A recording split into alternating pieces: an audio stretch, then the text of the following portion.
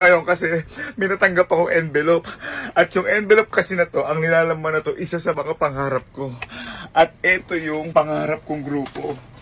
Ito kasi yung Tier 1.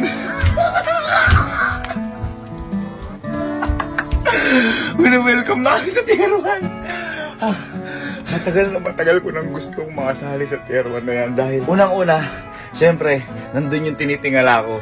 At pangalawa, syempre, mahilig din na umag-games. Kaya sabi ko, sana soon, mapunta ako dyan. Sana soon, maging miyembro ako niyan. Dating-dati pa lang, kaya...